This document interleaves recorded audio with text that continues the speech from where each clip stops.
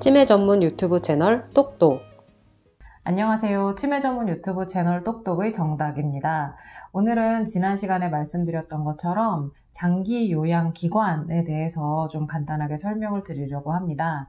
장기 요양 기관에 대한 이해를 하기 전에 몇 가지 단어에 대한 설명을 좀 드려야 될 것 같아서요.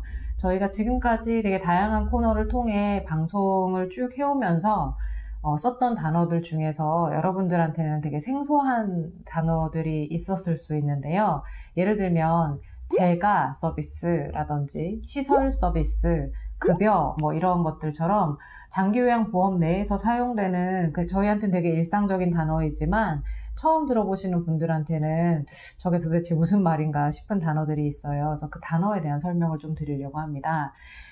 노인 장기요양보험에서 제공되는 서비스를 크게 나누어서 시설 서비스와 재가 서비스로 나누게 되는데요. 시설 서비스라고 하면 우리가 보통 알고 있는 요양원, 그래서 어떤 특정 시설에서 어르신들이 입소해서 서비스를 이용하실 수 있는 것을 시설 서비스라고 합니다.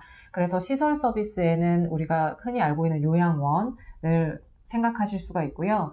그 다음에 재가 서비스를 받으실 수가 있는데, 재가 서비스는 방문 요양보호사가 집으로 찾아온다던가 방문 간호사가 집으로 찾아오는 거죠.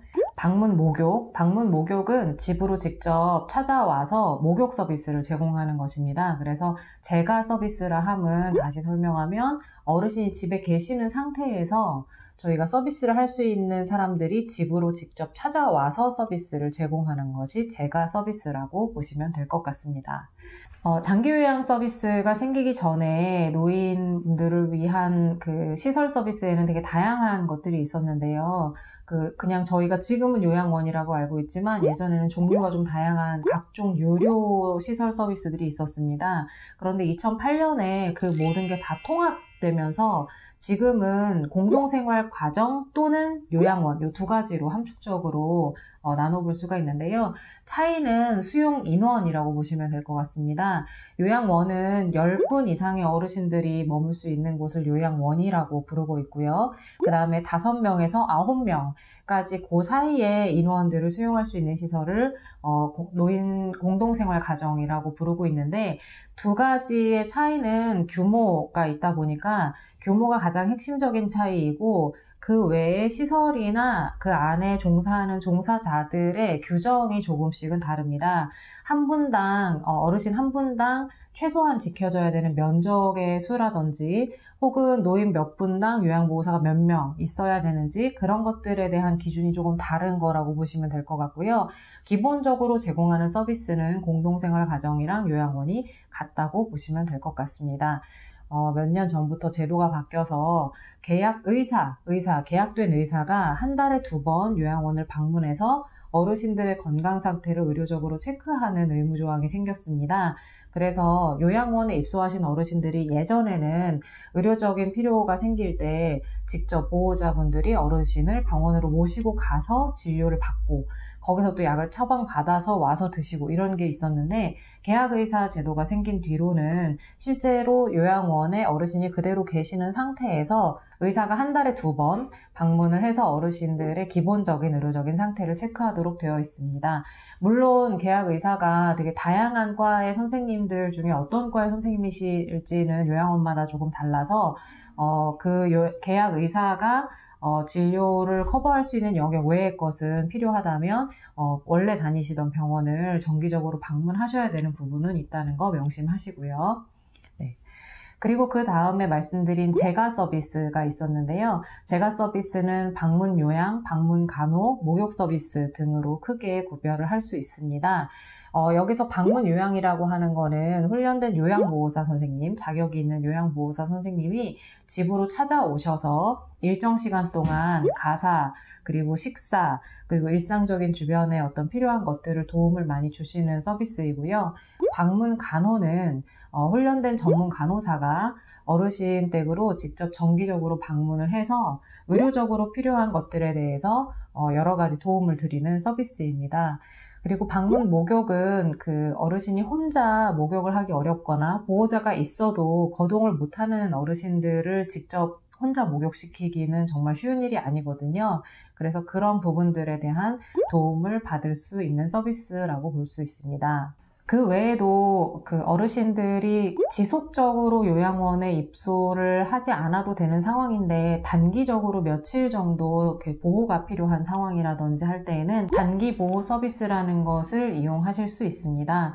요양원을 이용하시기 위해서는 기본적으로 지난번에 설명드렸던 장기 요양 인정 등급 1등급, 2등급 정도는 되셔야 요양원이라는 시설 서비스를 이용하실 수 있습니다. 물론 3등급, 4등급이라 하더라도 의사의 소견이나 어르신이 지금 생활하시는 여건이 시설에 입소하셔야만 될 것 같다라고 판단이 된다면 입소가 가능하기는 하십니다. 그래서 1, 2등급이라면 요양원 입소를 하시게 될 때 신청에 문제가 없으시겠지만 3등급, 4등급이라고 한다면 실제 의사의 소견서를 받을 때 어르신이 의료적으로 현재 입소해서 케어를 받는 것이 좋다라는 의견을 따로 받거나 혹은 실제로 등급 판정을 위해 오시는 분들이 상황이나 여러 가지 여건을 판단해서 그 부분을 또 결정하기도 합니다. 그리고 5등급이나 인지지원 등급까지도 아까 말씀드린 재가 서비스는 모두 이용을 하실 수 있습니다. 재가 서비스는 1등급부터 인지지원 등급까지 모든 분들이 이용 가능한 서비스라고 보시면 될 것 같습니다. 그 외에 시설 서비스와 재가 서비스가 아닌 것 외에도 그 외에 복지용구라든지 현물급여라는 것이 있는데요. 복지용구는 아마도 어르신이 아파서 오랫동안 누워 계셨거나 좀 거동이 불편하신 분들이라면 이미 사용하고 계시는 분들이 많은데 욕창을 방지하기 위한 매트, 침대, 걸음을 걸을 때 보행을 보조하는 여러 가지 도구 등등 어르신들이 일상생활에서 필요한 여러 가지의 용품들을 이 장기요양보험급여 안에서 제공을 일부 본인 부담금을 가지고 해주는 서비스라고 보시면 되고 현물급여라고 해서 실제 어르신들을 돌보는 보호자분들에게 직접적으로 도움이 되는 일종의 재원을 좀 지원하는 서비스들도 있습니다.